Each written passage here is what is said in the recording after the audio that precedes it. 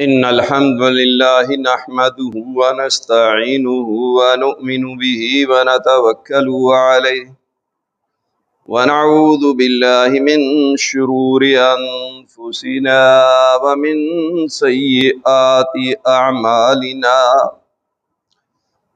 من يهده الله فلا مضل له ومن يضلل فلا هادي له وأشهد أن لا إله إلا الله وأشهد أن محمدا عبده ورسوله يا أيها الذين آمنوا اتقوا الله حق تقاته ولا تموتن إلا وأنتم مسلمون يا أيها الناس اتقوا ربكم الذي خلقكم من نفس واحدة وخلق منها زوجها وبث منهما رجالا كثيرا ونساء واتقوا الله الذي تساءلون به والأرحام إن الله كان عليكم رقيبا يا أيها الذين آمنوا اتقوا الله وقولوا قولا سديدا يصلح لكم أعمالكم ويغفر لكم ذنوبكم ومن يطع الله ورسوله فقد فاز فوزا عظيما أما بعد فإن أصدق الحديث كتاب الله وأحسن الهدي هدي محمد صلى الله عليه وسلم وشر الأمور محدثاتها وكل محدثة بدعة وكل بدعة ضلالة وكل ضلالة في النار فأعوذ بالله السميع العليم من الشيطان الرجيم وجاء إخوة يوسف فدخلوا عليه فعرفهم وهم له منكرون. اور یوسف علیہ السلام کے بھائی ان کے پاس آئے، فدخلوا علیہ تو وہ ان پہ داخل ہوئے، فعرفهم وهم له منکرون تو انہوں نے ان کو پہچان لیا اور وہ ان کو نہ پہچان سکے۔ وَلَمَّا جَهَّزَهُمْ بِجَهَازِهِمْ اور جب ان کا سامان تیار کیا گیا، قَالَ ائْتُونِي بِأَخٍ لَكُم مِّنْ أَبِيكُمْ تو یوسف علیہ السلام نے کہا کہ جو تمہارے باپ کی طرف سے تمہارا بھائی ہے اسے میرے پاس لے کر کے آنا۔ الا ترون انی اوفی الکیل وانا خیر المنزلین کیا تم دیکھتے نہیں کہ میں ماپ پورا دیتا ہوں اور میں خوب مہمان نوازی کرنے والا۔ یہ بھائی اب مجبور ہو گئے کہ جب قحط سالی شروع ہوئی تو اس کے اثرات دور دور کے ممالک میں پہنچنے شروع ہوئے۔ وہ 7 سال خوشحالی کے گزر گئے، اس کے بعد اب قحط سالی شروع ہوئی تو لوگ مجبور اور بے بس ہوئے کہ ان کو کھانے پینے کے لیے اناج اور غلہ نہیں مل رہا تھا، اور یہ شہرت ان تک پہنچی کہ مصر کا بادشاہ وہ پیسے لے کر کے قیمت وصول کر کے اناج اور غلہ دیتا ہے۔ یہ بات یعقوب علیہ السلام اور برادران یوسف تک بھی پہنچی، تو والد نے ان کو غلہ لینے کے لیے بھیجا، جو کچھ ان کے پاس پونجی تھی، رقم تھی، وہ سب کچھ دے کر کے ان کو روانہ کر دیا۔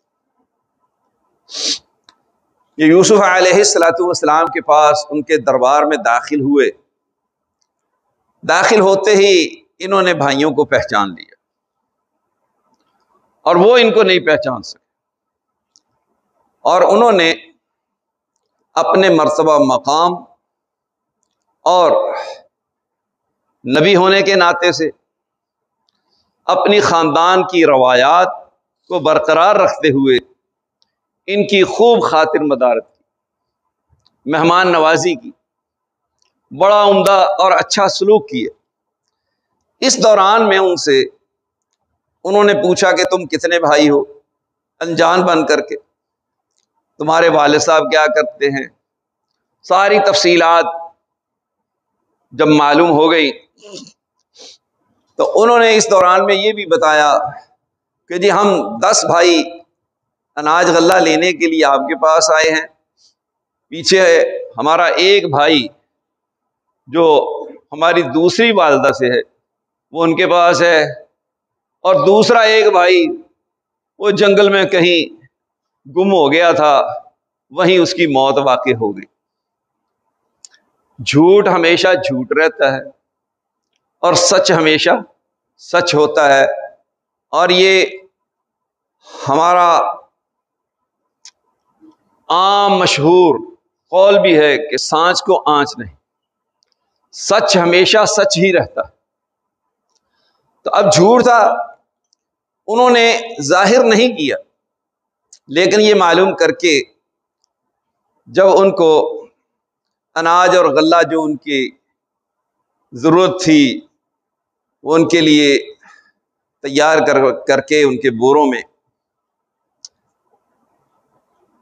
رکھا جا رہا ہے، تو اس وقت ان کو کہا کہ دیکھو بھائی، تم نے آئندہ آنا ہے تو اپنے اس بھائی کو جو تمہارے باپ کی طرف سے سکا ہے اور ماں کی طرف سے سوتیلا ہے، اسے بھی میرے پاس لے کے آنا، اور تم نے یہ دیکھ لیا ہے کہ میں ماپ پورا دیتا، ناپ تول میں کمی نہیں کرتا۔ اس میں یہ بات بتائی اور سکھائی جا رہی ہے کہ ناپ تول پورا دینا چاہیے، اس میں کمی نہیں کرنی چاہیے۔ ہم جب لیتے ہیں تو پورا لیتے ہیں، جب دیتے ہیں تو کم دیتے ہیں، یہ معاشرے کی ریت بن چکی ہے۔ تو یہ چیز بڑے ہی خوبصورت پیرایا میں سمجھائی گئی اور بتائی گئی کہ تم نے یہ انداز اختیار کرنا ہے جو انبیاء کرام علیہ السلام کا شیوا اور ان کا اسوہ حسنہ ہے۔ یہ بات بتا کر کے ان کو یہ بھی بتایا کہ دیکھو میں خوب مہمان نوازی کرنے والوں میں سے۔ یہ بات معلوم ہوئی کہ انبیاء کا یہ بھی طریقہ کار ہے کہ وہ مہمان نوازی کرتے ہیں، وہ مہمان کے ساتھ جان پہچان ہو، تعلق ہو، رشتہ داری ہو یا نہ ہو، مہمان نوازی کرنا ایمان کا تقاضا ہے، جیسا کہ رسول اللہ صلی اللہ علیہ وآلہ وسلم نے فرمایا، من کان یؤمن باللہ والیوم الآخر فلیکرم ضیفہ، جو شخص اللہ تبارک و تعالی پر اور آخرت کے دن پر ایمان رکھتا ہے، اسے چاہیے کہ وہ اپنے مہمان کا اکرام کرے، اس کی عزت کرے۔ مہمان کا اکرام کیا ہے، اس کی عزت کیا ہے کہ دستور کے مطابق اس کو کھانا کھلانا۔ تو دستور کے مطابق جو ہم کھانا کھلاتے ہیں ان کی اچھی خاطر مدارت کرنی چاہیے، اچھا کھانا کھلانا چاہیے اور ان کی مہمانداری کرنی چاہیے۔ مہمان صرف 3 دن تک ہے، 3 دن دستور کے مطابق کھانا کھلائیں گے، اس کے بعد اگر وہ آپ کے پاس رکتا ہے تو پھر آپ عام روٹین کے مطابق جو کچھ کھاتے پیتے ہیں پکاتے ہیں وہ پکائیں گے، اس کے لیے الگ سے خاص طور پر کھانا تیار نہیں کریں۔ اور ساتھ ہی ان کو یہ ترغیب دلائی، ترغیب دلانے کے بعد اب ترہیب ہے، پہلے رغبت دلائی، اب ان کو دھمکی بھی لگائی جا رہی ہے۔ وہ دھمکی کیا ہے؟ فَإِن لَّمْ تَأْتُونِي فَلَا بِهِ فَلَا كَيْلَ لَكُمْ عِندِي وَلَا تَقْرَبُونَ، کہ اگر تم اس کو میرے پاس لے کر کے نہ آئے تو پھر تمہارے لیے میرے پاس کوئی غلہ نہیں ہے، کوئی ماپ نہیں ملے گا، وَلَا تَقْرَبُونَ، اور تم میرے قریب بھی نہیں آ سکو گے۔ پھر میرے پاس نہ آنا، تم بھائی کو ساتھ لے کر کے آنا۔ ایسے خوبصورت انداز اور پیرائے میں بھائی کو ساتھ لانے کا مطالبہ رکھ دیا، شرط لگا دی۔ یہ بات ذرا سوچیں اور غور کریں، یہ اب کس حالت میں وہاں سے چل کر کے آئے؟ محتاج، فقیر، ضرورت مند ہو کر کے آئے۔ کہاں یوسف علیہ السلام کو کنویں میں ڈالنا، ظلم و ستم کرنا، اور پھر قافلے والوں کا ان کو لا کر کے مصر میں فروخت کرنا، اور جو اللہ تبارک و تعالیٰ نے اس وقت بات کہی تھی کہ آپ ان کو خبر دیں گے، ابھی خبر دینے کا وقت نہیں آیا، اس سے پہلے یہ فقیر بن کر کے بھائی کے دربار میں پیش ہو رہے ہیں۔ اس سے سبق ملا کہ ظلم ہمیشہ ظلم ہوتا ہے اور وہ آخر کار ختم ہو جاتا ہے، اور حق ہمیشہ غالب آتا ہے، اور مظلوم کو اللہ تبارک و تعالیٰ دنیا میں بھی عزت دیتا ہے اور آخرت میں بھی عزت دے گا، اور ظالم ہمیشہ دنیا میں بھی ذلیل و رسوا ہوتا ہے، بھلے وہ کچھ وقت کے لیے غالب آ جائے لیکن آخر کار اس کا ظلم اس کو ذلیل و رسوا کرتا ہے۔ اس کی بہترین اور عمدہ مثال مشرف ہے، آپ دیکھ لیں کس حالت کو پہنچا ہوا ہے اور کیا اس کی حالت ظاہر ہے۔ جو ظلم عافیہ پہ کر کے اس کو امریکہ کے حوالے کیا، ساری قوم عافیہ کے لیے دعائیں کرتی ہے اور اس کی رہائی کے لیے خواہش رکھتی ہے، اور اس کی دنیا اور آخرت کی بہتری کے لیے دعائیں کرتی ہے، اور اس کے برعکس اور اگینسٹ مشرف کے ساتھ نفرت کا اظہار کرتی ہے۔ اس کے لیے کوئی صحت کی دعا نہیں کرتا، کوئی اس کے لیے خیر کی دعا نہیں کرتا۔ یہ اس کا ظلم آج آپ دنیا میں دیکھ رہے ہیں۔ یہی صورتحال فلسطینیوں کا معاملہ ہو، کشمیریوں کا معاملہ ہو، یا دیگر ممالک میں مظلومین کا معاملہ ہو، پوری دنیا کے مسلمانوں کے دل ان کے ساتھ دھڑکتے ہیں۔ عملی طور پر بھلے یہ مسلمان کمزور ہیں یا جو ان کی اپنی بدعمالیاں ہیں اس کی وجہ سے ان کا بھرپور ساتھ نہیں دے سکتے، لیکن ان کی حمایت ضرور کرتے، اور اسرائیل اس کی ساری دنیا مذمت کر رہی، اور یہودی آخر کار ذلیل و رسوا ہو کر کے رہیں گے، اور اللہ تبارک و تعالیٰ کا یہ وعدہ ہے کہ ان پر ذلت اور مسکینی مسلط کر دی گئی ہے، اور یہ واضح ہے اور ہو کر کے رہے گی مزید۔ تو لہذا میرے بھائی اور دوستو، ظلم سے بچنا چاہیے، ظالم کی بددعا سے بچنا چاہیے۔ نبی صلی اللہ علیہ وسلم نے یہ بات ایسے موقع پر کہی جب معاذ بن جبل رضی اللہ تعالیٰ عنہ کو یمن کا گورنر بنا کر کے آپ علیہ السلام بھیج رہے ہیں، تو آپ صلی اللہ علیہ وسلم نے جو کچھ ہدایات جاری کی، جو کچھ آپ صلی اللہ علیہ وآلہ وسلم نے تعلیمات دی، اس میں آخری بات آپ علیہ السلام نے یہ کہی، اتق دعوت المظلوم، کہ مظلوم کی بددعا سے بچنا۔ جب انسان کو کوئی عہدہ منصب ملتا ہے اور اس کا دائرہ اختیار بڑھتا چلا جاتا ہے، اس کے پاس اختیارات آ جاتے ہیں، تو اس وقت انسان لا علمی میں بعض اوقات ظلم کر بیٹھتا ہے۔ تو لہذا ظلم سے اور مظلوم کی بددعا سے انسان کو ہمیشہ بچنا چاہیے اور اس سے اجتناب کرنا چاہیے۔ اب ان کو یہ بات کہہ دی کہ بھائی کو ساتھ لے کے آنا، اس کے بغیر تم نے نہیں آنا۔ اب کیا کہہ رہے ہیں؟ قالوا سنراود عنه اباه وانا لفاعلون، کہ ہم جا کر کے اپنے والد کو بات چیت کر کے رغبت دلائیں گے۔ ویسے تو یہ لفظ جو ہے استعمال ہوتا ہے کہ ہم اس کو ورغلائیں گے، پھسلائیں گے، ہم باپ کو باتیں کر کے چکر دے کر کے ضرور لانے کی کوشش کریں گے۔ یہاں ترجمہ کرنے والوں نے یہ ترجمہ کیا کہ ہم اپنے والد کو عنقریب گفتگو کر کے قائل کر لیں گے، منا لیں گے، اور ہم یہ ضرور کر گزریں گے ہم کرنے والے ہیں۔ تو آپ کو پتہ ہی ہے ایسے لوگ باتونی ہوا کرتے ہیں اور بڑی چکنی چپڑی باتیں، جب مطلب ہوتا ہے تو عام طور پر منافق لوگوں کا جو رویہ ہوتا ہے وہ آپ کے سامنے۔ تو انہوں نے کہا یہ ہم کریں گے، لے کے آئیں گے اپنے بھائی کو۔ وقال لفتيانه جعلوا بضاعتهم في رحالهم لعلهم يعرفونها اذا انقلبوا الى اهلهم لعلهم يرجعون۔ جو خادم تھے، نوجوان ملازم تھے، ان کو کہا کہ ان کی پونجی جو کچھ ہی اپنے ساتھ لے کر کے آئے ہیں غلہ خریدنے کے لیے، وہ ان کے پلانوں میں، ان کے بوروں میں رکھ دو۔ ہو سکتا ہے کہ یہ اس کو پہچان لیں جب اپنے اہل کی طرف واپس جائیں، اور پھر یہ ممکن ہے کہ واپس آئیں۔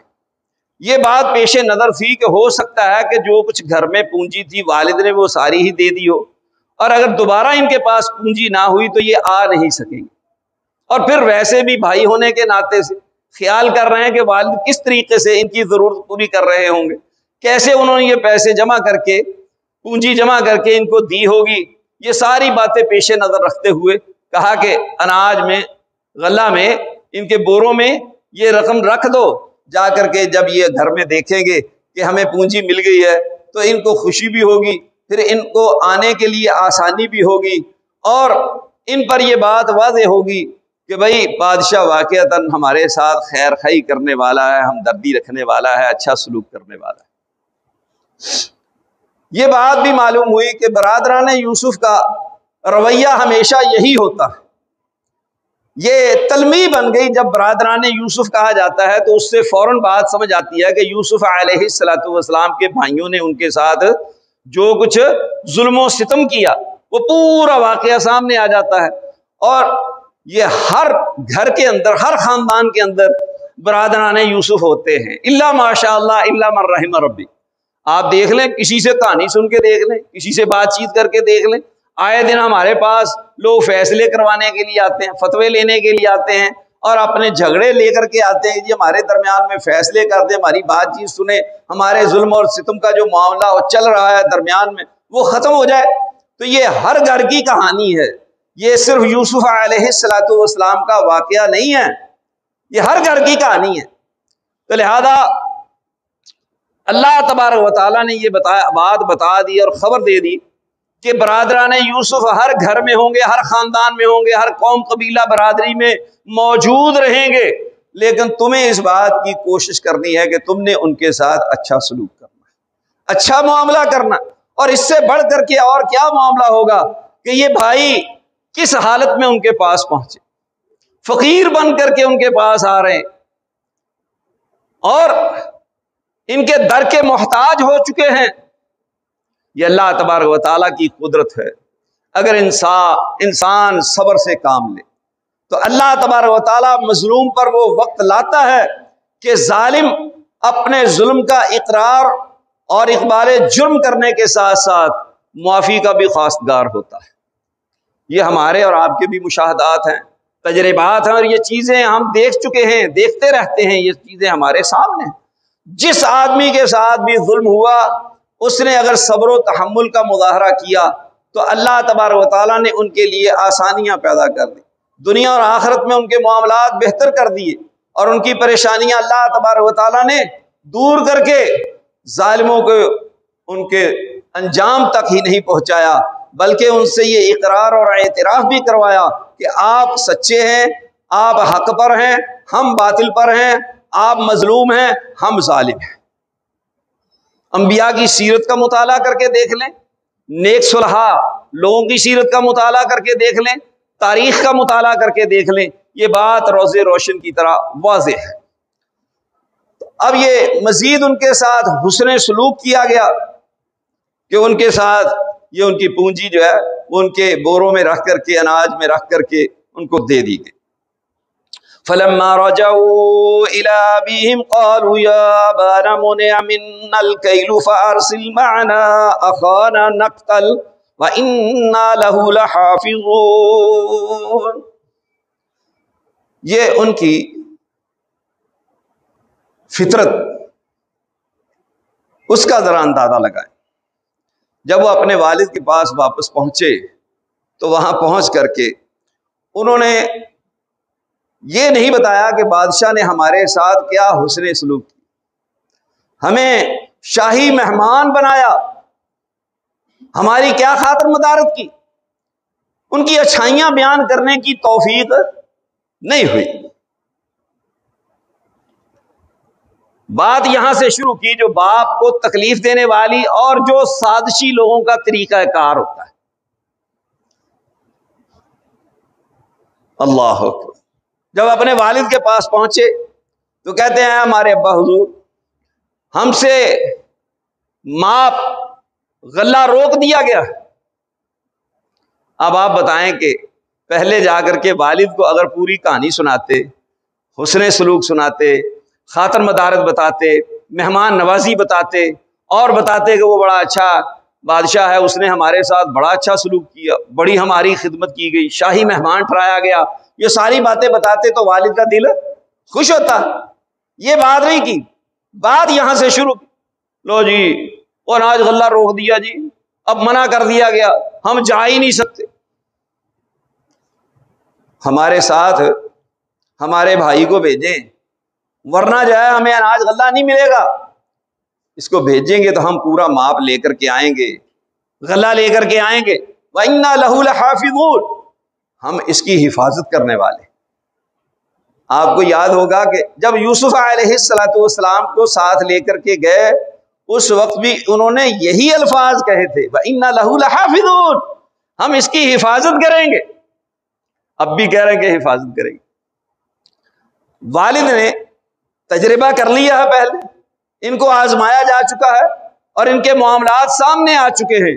نبی اکرم صلی اللہ علیہ وآلہ وسلم کی حدیث صحیح بخاری میں کہ آپ علیہ السلام نے فرمایا لا یلدغ المؤمن من جحر واحد مرتين، مومن ایک سوراخ سے 2 مرتبہ نہیں ڈسا جاتا، 2 مرتبہ ڈنگ نہیں کھاتا۔ یہ جو لوگ بار بار ڈسے جاتے ہیں تو اس کا مطلب یہ ہے کہ ان کے اندر ایمان کی کمزوری، وہ حقیقی طور پر مومن نہیں ہیں۔ اگر وہ مومن ہو تو دوبارہ ایک آدمی سے دھوکہ نہیں کھا سکتے، اس پر اعتبار نہیں کر سکتے۔ اللہ اکبر۔ یہی بات یعقوب علیہ السلام کہہ رہے ہیں، نبی صلی اللہ علیہ وسلم نے اس انداز سے بیان کی، والد نے دوسرے لفظوں میں بیان کی، قال هل آمنكم عليه الا كما امنتكم على اخيه من قبل، کہنے لگے کہ کیا میں تمہارے اوپر امن میں ہو جاؤں، امین سمجھ لوں، جیسا کہ اس سے قبل میں تم سے امن میں ہو گیا تھا اور تمہیں امین سمجھ بیٹھا تھا۔ پہلے بھی تو میں تجربہ کر چکا ہوں اور تمہیں امین سمجھ کر کے تمہارے اوپر اعتبار کر کے تمہارے بھائی کو تمہارے ساتھ روانہ کر چکا ہوں۔ اس وقت جو کچھ تم نے کیا آج وہی انداز وہی بات چیت تم کر رہے ہو، تو یہ کیسے ہو سکتا ہے؟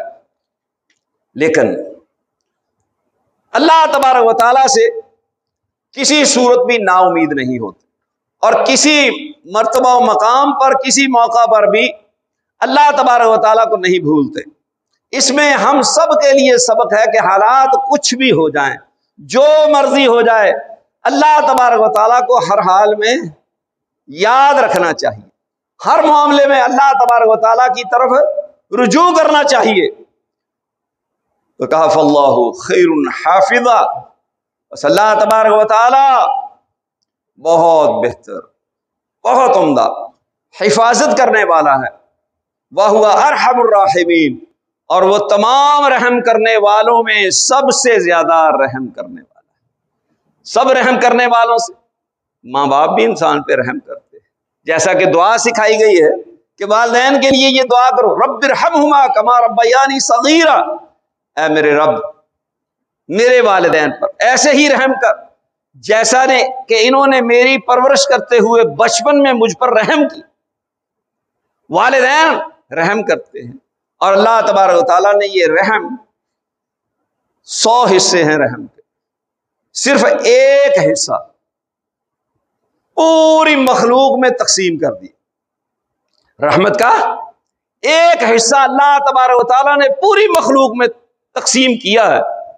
یہ جو لوگ کہتے ہیں نا کہ جی اللہ تبارک و تعالیٰ 70 ماؤں سے زیادہ مہربان ہے، یہ بات جھوٹ ہے، فضول ہے، بکواس ہے۔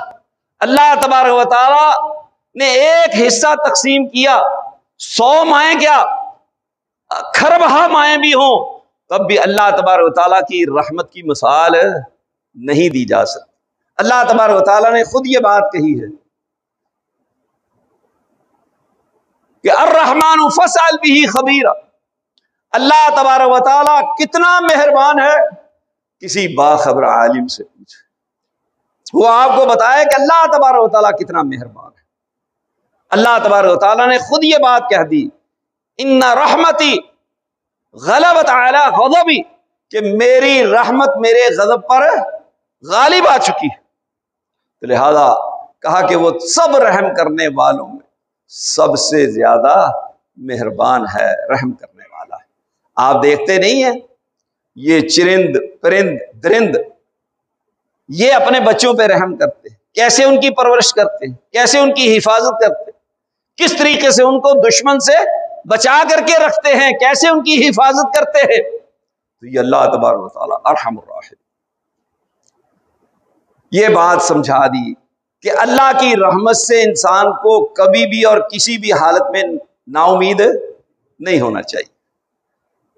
ہر وقت ہر معاملے میں اللہ تبارک و تعالیٰ سے امیدیں وابستہ رکھنی چاہیے، اور اللہ تبارک و تعالیٰ سے ہی یہ توقع کرنی چاہیے کہ ہر معاملے میں کون حفاظت کرے گا؟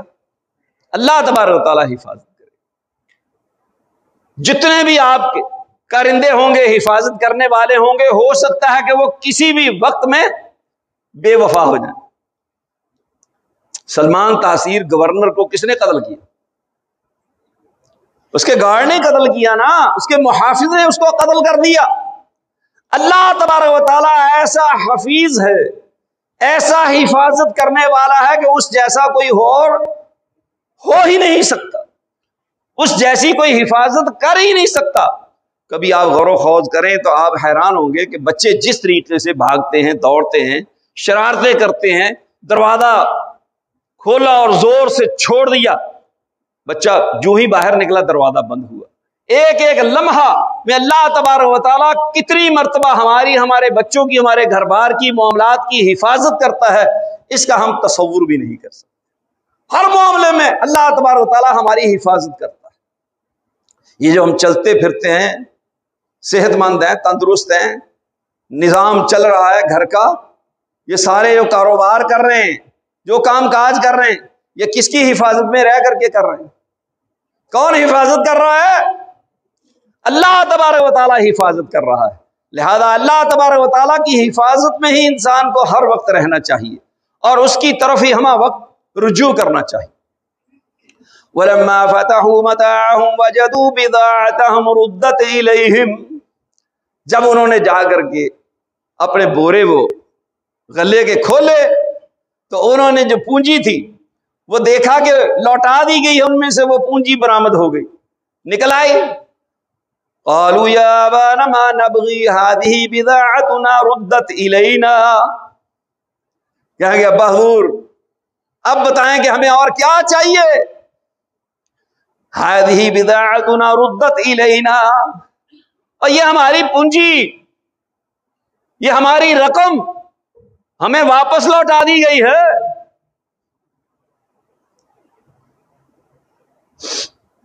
وَنَمِيرُ أَهْلَنَا وَنَحْفَظُ أَخَانَا وَنَزْدَادُ كَيْلَ بَعِيرٍ، کہ ہم اپنے اہل کے لیے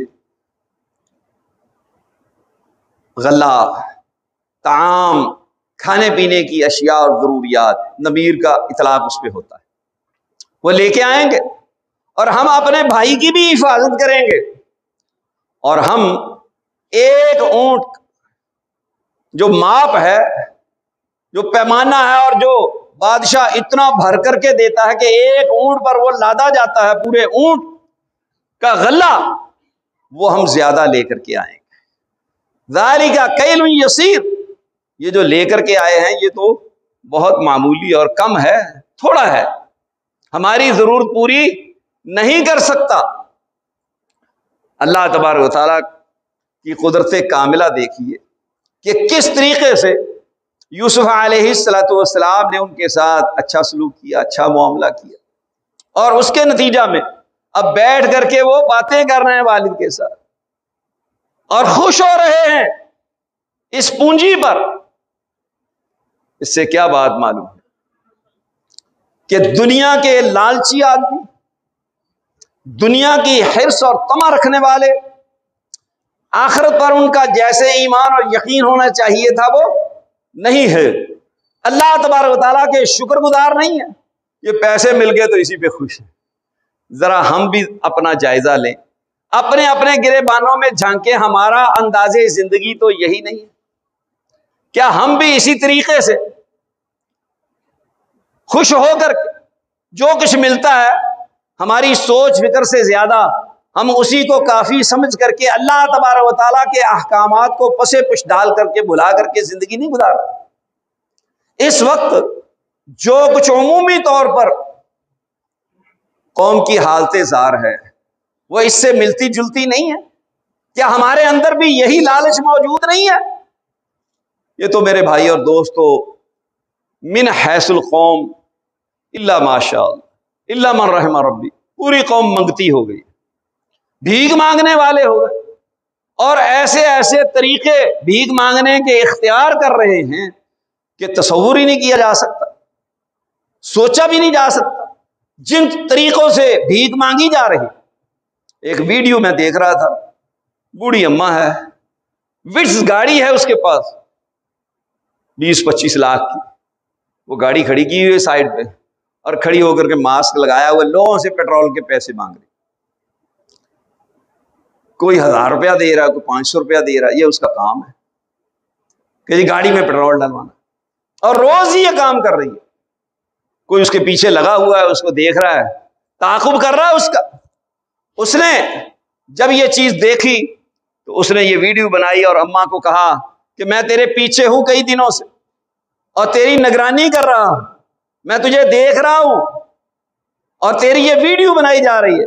وہ اماں کبھی ادھر کو جاتی کبھی ادھر کو جاتی، آخر کار مجبور اور بے بس ہو کر کے گاڑی کا دروازہ کھولتی ہے اور کھول کر کے پھر گاڑی میں بیٹھتی ہے۔ وہ پھر بتا رہا ہے کہ میں تیرے پیچھے ہوں، پھر سر پہ ہاتھ رکھتی ہے، پریشان ہوتی ہے کہ کہاں پھنس گئی۔ تو میرے بھائی اور دوستو، یہ اس ایک اماں کی بات ہے، ایسی ساری اماں موجود ہیں جو مانگنے والی ہیں، ایسے سارے بوڑھے ہیں جو مانگنے والے ہیں، جوان ہیں، ادھیڑ عمر ہیں، بچے ہیں، مانگنے کے نئے نئے طریقے اختیار کر کے مانگ رہے ہیں، اور صرف لالچ کیا ہے، طمع کیا ہے، مقصود کیا ہے؟ پیسہ، اس کے علاوہ کچھ بھی نہیں۔ تو اللہ تبارک و تعالیٰ ہمارے حال پر رحم فرمائے اور ہمیں اللہ تبارک و تعالیٰ صبر کی توفیق دے اور قناعت اختیار کرنے کی توفیق دے، اور رزق حلال اللہ تبارک و تعالیٰ ہمیں عطا فرمائے اور حرام سے اللہ تبارک و تعالیٰ ہم کو محفوظ رکھے۔ اب والد کے پاس جب یہ مطالبہ کیا گیا، بار بار اس کو یقین دہانی کروائی جا رہی ہے کہ ہم اس کو لے کے جائیں گے، ہم اس کی حفاظت کریں گے، اور ہم حفاظت کرنے والے ہیں، یقین دہانی کرا رہے ہیں۔ اب آپ کو یہ بات معلوم ہے کہ ایک طرف باپ ہے، ایک طرف بیٹے ہیں، اور ایک دو بیٹے نہیں ہیں، 10 بیٹے ہیں، پوری ایک جماعت ہے، اور خود وہ اپنے آپ کو جماعت سمجھتے ہیں، مضبوط سمجھتے۔ والد نے کہا کہ ٹھیک ہے بھائی، لیکن میں آپ سے پختہ وعدہ لوں گا، اللہ تبارک و تعالیٰ کے نام پر حلف لیا جائے گا، جب تک آپ اللہ تبارک و تعالیٰ کے نام پر قسم نہیں دیں گے، اللہ تبارک و تعالیٰ کو گواہ نہیں بنائیں گے، پختہ وعدہ نہیں دیں گے، اس وقت تک میں آپ کے ساتھ آپ کے بھائی کو روانہ نہیں کروں گا۔ قال لن ارسلہ معکم حتی تؤتون موثقا من اللہ لتأتوننی بہ الا ان یحاط بکم۔ کہا میں کبھی نہیں تمہارے ہاتھ بھیجوں گا، تم اللہ تبارک و تعالیٰ کی قسم دو، درمیان میں اللہ تبارک و تعالیٰ کو گواہ بناؤ کہ تم ضرور بضرور اس کو واپس میرے پاس لے کر کے آؤ گے، سوائے اس کے کہ تم سارے ہی کسی مصیبت میں آفت میں گھیر لیے جاؤ، یعنی تم خود بھی اس مصیبت اور آفت میں آ جاؤ اور اس کا کوئی حل تمہارے پاس موجود نہ ہو، تو یہ اور بات۔ فلما آتوه موثقهم قال الله على ما نقول وکیل، جب انہوں نے پختہ وعدہ دے دیا تو یعقوب علیہ السلام نے کہا اللہ اعلی ما نقول وکیل، جو کچھ ہم کہہ رہے ہیں اس پر اللہ تبارک و تعالیٰ نگہبان ہے، اللہ تبارک و تعالیٰ کارساز ہے، اللہ تبارک و تعالیٰ وکیل ہے۔ یہ اللہ تبارک و تعالیٰ کا صفاتی نام ہے۔ جب ابراہیم علیہ السلام کو آگ میں پھینکا گیا تو انہوں نے بھی یہی بات کہی تھی، حسبی اللہ و نعم الوکیل، مجھے اللہ ہی کافی ہے اور بہترین نگہبان کارساز ہے۔ اور نبی صلی اللہ علیہ وسلم یہ وظیفہ کیا کرتے تھے، یہ دعا کیا کرتے تھے، حسبنا اللہ و نعم الوکیل، کہ ہمیں اللہ ہی کافی ہے اور وہ بہترین نگہبان ہے، کارساز ہے، مسبب الاسباب ہے۔ لفظ وکیل ہماری زبان میں استعمال ہوتا ہے، ایڈوکیٹ جو ہمارے کیس لڑتے ہیں ان کو بھی وکیل کہا جاتا ہے، اس کی جمع وکلا استعمال ہوتی ہے۔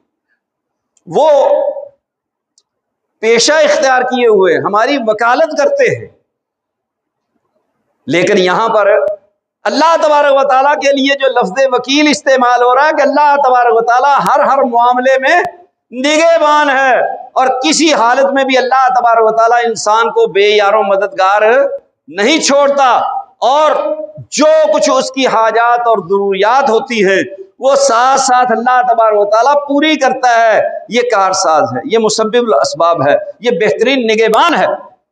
نگہبان ہونے کا مطلب ہی یہ ہے موقع بموقع اس کو جو ضرورت پیش آئے وہ ساتھ ساتھ اس کی ضرورت پوری کی جائے، اس سے مراد وکیل ہے۔ تو اللہ تبارک و تعالیٰ کہا کہ وکیل ہے بھائی، تو اس وکیل پر بھروسہ کرنا چاہیے، اس پر توکل کرنا چاہیے۔ اب پختہ وعدہ لینے کے بعد بھائیوں کو بھیجنا ہے، روانہ کرنا ہے۔ اس موقع پر یعقوب علیہ السلام کے دل میں یہ خیال آیا کہ بھئی یہ 11 بیٹے ہیں، خوب صحت مند، اونچے لمبے، خوبصورت۔ اب 11 کے 11 کو لوگ دیکھیں گے ایک ہی وقت میں دوسرے ملک میں، تو دیکھ کر کے کہیں ایسا نہ ہو کہ بھائی ان کو نظر لگ جائے، تو تدبیر کر رہے ہیں۔ یہ بات تو آپ سب کو معلوم ہے کہ نبی اکرم صلی اللہ علیہ وآلہ وسلم نے فرمایا ان العین حق، نظر بد لگنا عین حق ہے۔ تو نظر بد لگ سکتی ہے، اس سے بچنے کی تدابیر شریعت نے بھی بتائی ہیں، اس پہ ہم تفصیلی گفتگو گزشتہ خطبات میں کر چکے ہیں، بتا چکے ہیں کیا کیا طریقہ اس سے بچنے کا۔ اگر نظر بد لگ جائے تو پھر کیا کرنا چاہیے، تو یہ تدبیر بتائی جا رہی ہے۔ اس سے یہ بات معلوم ہوئی کہ انسان کو تقدیر پر ایمان رکھنے کے ساتھ ساتھ تدبیر کرنی چاہیے، اسباب کو اختیار کرنا چاہیے۔ جس طریقے سے ہم سمجھتے ہیں کہ کاروبار زندگی کے لیے ہمیں دکان کھولنی ہوگی، وہاں جا کر کے بیٹھنا ہوگا اور اس کو تالے لگانے ہوں گے، بند کرتے وقت اچھی طرح سے دیکھ بھال کرنی ہوگی، حفاظتی اقدامات اختیار کرنے ہوں گے، اس کے بعد اللہ تبارک و تعالیٰ کے معاملہ سپرد کرنا ہوگا۔ لیکن کوئی شخص ایسا نہیں ہے کہ دکان کو تالے لگا کر کے گھر میں بیٹھا رہے اور دعائیں کرتا رہے کہ اللہ روزی دے دے، اللہ کاروبار میں برکت ڈال دے۔ سب اس بات کے قائل ہیں کہ ہمیں جا کر کے یہ کام کرنا چاہیے، لیکن جب دین پر عمل کرنے کی باری آتی ہے اور شریعت کے احکامات اور فرائض اور واجبات کو پورا کرنے کی باری آتی ہے، اس وقت ہم اور رویہ اختیار کر لیتے ہیں، اس وقت ہم راہ فرار اختیار کرتے ہیں، اس وقت ہم معاملہ تقدیر پر رکھتے ہوئے کہ جی اللہ توفیق دے گا۔ بھی اللہ توفیق کب دیتا ہے؟ جب انسان محنت اور کوشش کرے، پھر اللہ توفیق دیتا ہے۔ جب انسان محنت اور کوشش ہی نہ کرے تو پھر اللہ تبارک و تعالیٰ توفیق بھی نہیں دیتا ہے۔ وقال یا بنی لا تدخلوا من باب واحد وادخلوا من ابواب متفرقہ، کہنے لگے کہ اے میرے بیٹو تم سب نے مل کر کے ایک دروازے میں سے داخل نہیں ہو. یہ بات بھی پیش نظر کے نظر بد نہ لگ جائے، اور یہ بات بھی پیش نظر کہ اگر کوئی مشکل آفت مصیبت پریشانی آ جائے تو اکٹھے ہوں گے، سب پر یہ آفت اور مصیبت نہ آئے، اس سے بچا جائے. نبی اکرم صلی اللہ علیہ وآلہ وسلم نے بھی یہ طریقہ فتح مکہ کے موقع پر اختیار کیا. آپ علیہ الصلوۃ والسلام نے مختلف لشکر تشکیل دیے، کوئی دوسری جانب سے، کوئی اس جانب سے، کوئی مسفلا سے، کوئی معلا سے، مختلف طریقوں سے کہا کہ بھئی سب اپنی اپنی جگہوں سے مکہ میں داخل ہوں. تو یہ حفاظتی تدابیر بھی ہیں. تو نبی صلی اللہ علیہ وسلم نے بھی ان کو اختیار کیا، اور بیٹوں کو انہوں نے حکم دیا کہ اس طریقے سے تم نے شہر میں داخل ہونا، ایک دروازے سے داخل نہیں ہونا. یہ ساری باتیں ان کے پیش نظر تھی. وَادْخُلُوا مِنْ أَبْوَابٍ مُتَفَرِّقَةٍ، کہا کہ مختلف دروازوں سے تم نے داخل ہونا. وَمَا أُغْنِيَ عَنْكُم مِّنَ اللَّهِ مِنْ شَيْءٍ، اور اللہ تبارک و تعالیٰ سے میں تمہیں کوئی کفایت نہیں کر سکتا. یعنی اللہ تبارک و تعالیٰ کا اگر حکم آ گیا، کوئی مصیبت آنی ہوئی، کوئی پریشانی آنی ہوئی، تو اس سے میں تمہیں نہیں بچا سکتا، اس سے میں تمہیں کام نہیں آؤں گا، کوئی کفایت نہیں کر پاؤں گا. ان الحکم الا للہ، اور حکم تو صرف کس کا چلتا ہے؟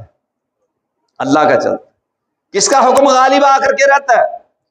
واللہ غالب علی امرہ، اللہ تبارک و تعالیٰ کا حکم ہی غالب ہے، وہی غالب آ کر کے رہتا ہے. پھر میری تدبیریں ساری کی ساری الٹی ہو جائیں گی، میری تدبیریں کام نہیں آ سکیں گی. لیکن اس کا مطلب یہ نہیں ہے کہ تدبیر اختیار نہیں کرنی چاہیے، تدبیر کرنی چاہیے. باقی توکل کس پہ کرنا چاہیے؟ وہ اللہ تبارک و تعالیٰ پر کرنا چاہیے، وہی سارے معاملات کو سدھارنے والا ہے، حکم اسی کا چلتا ہے. یہ بات ہر معاملہ میں پیش نظر رکھنی چاہیے کہ آخر کار فیصلہ کس کا غالب ہوگا، حکم کس کا چلے گا؟ اللہ تبارک و تعالیٰ. تو بعض تکفیریوں نے یہاں سے ان الحکم الا للہ، خارجیوں نے اس سے یہ مسئلہ نکال لیا کہ جو اللہ تبارک و تعالیٰ کا حکم نہیں مانتے وہ کافر ہیں. علی رضی اللہ تعالیٰ نے ان کے ساتھیوں کی تکفیر اس آیت مبارکہ کے اس جملہ سے انہوں نے کرنی شروع کر دی. ابن عباس رضی اللہ تعالیٰ عنہ نے جب ان کے ساتھ مناظرہ کیا تو پھر ان کو سمجھ آئی کہ ہم غلطی پر ہیں. اسی موقع پر ہزاروں کی تعداد میں ان میں سے لوگ راہ راست پر آ گئے اور علی رضی اللہ تعالیٰ عنہ کے ساتھ مل گئے، اور انہوں نے اپنے معاملہ سے توبہ کر لی. انہوں نے کہا کہ یہ بتاؤ، دوران حج اگر کوئی شخص کسی چیز کا شکار کر لے حالت احرام میں، تو اس کے لیے کیا طریقہ قرآن نے بتایا کہ 2 آدمی مقرر کیے جائیں جو فیصلہ کریں کہ اس کو کون سی چیز کا فدیہ دینا چاہیے، کون سا جانور اس کے بدلے میں کفارہ کے طور پر دینا چاہیے، فدیہ کے طور پر دینا چاہیے. انہوں نے بتایا 2 حکم. انہوں نے کہا کہ جب یہ 2 حکم، 2 ثالث، 2 فیصلہ کرنے والے مقرر کیے جائیں گے جو قرآن نے کہا، اور وہ فیصلہ کریں گے، تو وہ فیصلہ کس کا مانا جائے گا؟ وہ اللہ کا ہوگا یا ان لوگوں کا ہوگا؟ ظاہر ہے کہ اللہ تبارک و تعالیٰ نے یہ تعلیم دی ہے کہ یہ طریقہ اختیار کیا جائے، اور جو وہ فیصلہ کریں گے اپنے علم کے مطابق، وہ کس کا فیصلہ سمجھا جائے گا؟ وہ اللہ کا ہی فیصلہ ہے، اس نے تعلیم دی ہے، اس نے یہ طریقہ بتایا ہے.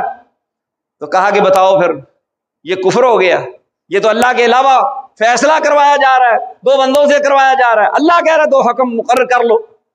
ان کو یہ بات خانے میں آ گئی، سمجھ آ گئی، تو واپس آ گئے. جو واپس نہ آئے ان کے ساتھ علی رضی اللہ تعالی عنہ نے جنگ کر کے ان کو ان کے انجام تک پہنچا دیا.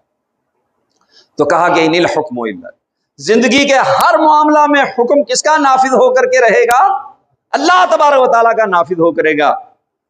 علیہ توکلت، میں نے اسی پہ بھروسہ کیا، اسی پہ میں نے توکل کیا ہے. جو کچھ تدابیر ہیں وہ اختیار کی جائیں گی، آخر کار بھروسہ صرف اور صرف ایک اللہ عرش والے پر کیا جائے گا. اور یہ تعلیم بھی دے دی، سمجھا بھی دیا مسئلہ. وعلیہ فلیتوکل المتوکلون، توکل کرنے والوں کو چاہیے کہ وہ صرف اور صرف کس پہ توکل کریں؟ ایک اللہ تبارک و تعالیٰ پر توکل کریں. اور توکل کا مفہوم رسول اللہ صلی اللہ علیہ وسلم نے بتاتے خود بھی سمجھا دیا، بتا دیا جب وہ اعرابی آیا آپ کے پاس تو آپ نے فرمایا کہ اونٹ کا کیا کیا؟ اس نے کہا کہ جی میں نے اس کو اللہ کے سپرد کر دیا، اللہ پہ بھروسہ کیا، توکل کیا۔ آپ نے پوچھا کہ اللہ کے سپرد کیسے کیا؟ اس کا گھٹنا باندھا؟ کہا نہیں، آپ صلی اللہ علیہ وسلم نے فرمایا ایک خلہ، پہلے اس کا گھٹنا باندھو، فتوکل اللہ، پھر اللہ تبارک و تعالیٰ پر بھروسہ کرو، اس پہ توکل کرو۔ یعنی پہلے احتیاطی تدابیر جو اسباب ہیں ان کو اختیار کیا جائے، اس کے بعد کس پہ توکل کیا جائے؟ اللہ تبارک و تعالیٰ پہ توکل کیا جائے۔ تو پہلے جو ظاہری اسباب ہیں ان کو اختیار کیا جائے، اس کے بعد اللہ پر معاملہ چھوڑ دیا جائے، اس پہ توکل کیا جائے، پھر معاملات اللہ تبارک و تعالیٰ حل کر دے گا۔ اللہ تبارک و تعالیٰ مجھے اور آپ کو عمل کی توفیق دے۔ وآخر دعوانا الحمدللہ۔